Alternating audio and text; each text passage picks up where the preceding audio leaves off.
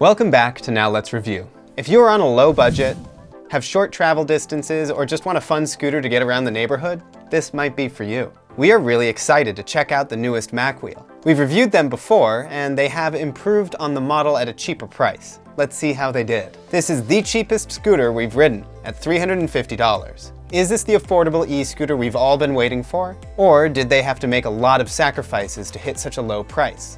Stay tuned to find out. Now let's review the MacWheel MX3. Now let's review.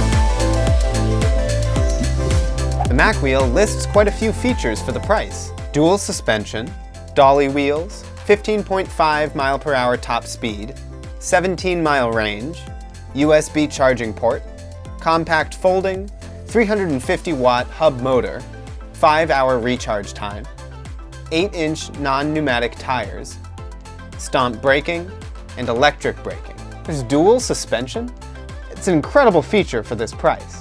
When you are riding for extended periods, suspension makes a huge difference. For under $400, the MX3 stands out for handling small cracks well. The scooter is very simple. In order to turn it on, hold the power button for a few seconds. Start by kicking the scooter off, then push down the thumb throttle. Keep in mind that many scooter companies require you to kick off to engage the motor. While kicking off to you might not seem like that much effort, it takes a tremendous amount of energy for a scooter. Kicking off with your leg power saves battery power. The scooter can be slowed to a stop with the electric thumb brake on the left side. There is also a stomp brake on the back wheel, but I found it to be difficult to press down on it hard enough to slow down at a safe distance. Cruise control is engaged when the throttle is held for 6 seconds, which I found very useful. When riding around for a long time, being able to let go of the throttle can be really exciting. When I look into purchasing an electric scooter, the key things I look for are power, build quality, comfort, style, and unique features. The MX3 is equipped with a 350-watt motor. The scooter has 3 modes of power, from 8 miles/hour to 12 miles/hour. You can cycle through these using the D button, which also operates the headlight, a nice way of cleaning up space for a simplistic design. MacWheel claims a 17-mile range, and using the mid-power level going about 9 miles/hour, I was only able to go 12 miles. Every manufacturer's stated range is under ideal conditions. Had I been on the lowest power level, I'm sure I could have made it a few more miles. Nobody is going to take this scooter on a 6-mile commute. But if where you're going is only a couple miles away, and you don't want to walk or take the car, then this might be the most effective means to get there. The scooter uses a USB charger to both charge the scooter and to charge your device on the go. Simply plug the provided USB wall plug into the scooter to charge. This takes about 5 to 8 hours. The MX3 is surprisingly sturdy for the price. The LCD display is very bright and able to be seen clearly in the daylight. The handlebars screw on and off, which is a nice way to make the scooter more compact when storing or traveling. It can get annoying though when you are riding and twist your hand, causing them to unscrew a little bit. If they were threaded opposite, you could apply pressure in the same direction to both without unscrewing them. They put 2 shocks on the MX3, and for small bumps in the road, it does make a more comfortable ride.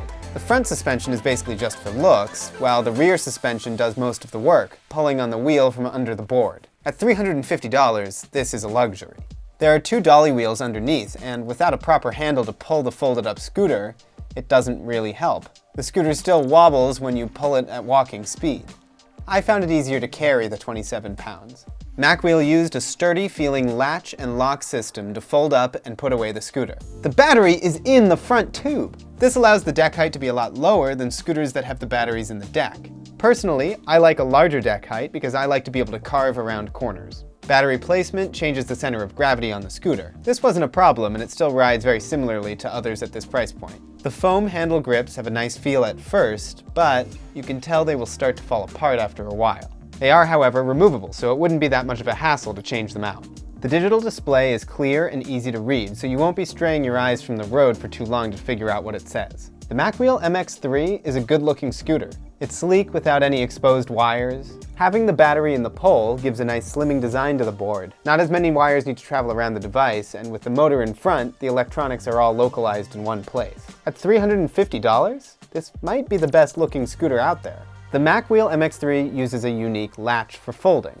Fit your finger into the latch, pull down on the pole, and drop it down. The latch will re-engage and lock when the fold is complete. I'm not a huge fan of how difficult it is to unlatch the scooter to get it back open, but it does feel well built. The opening is too small for a gloved hand to get into. The charging port is designed so that you can charge your phone while you're riding, a very useful feature. They designed an inset headlight that looks cool, but keep in mind that the light doesn't have any angle adjustability. MacWheel used airless foam tires, which are absolutely incredible for two reasons.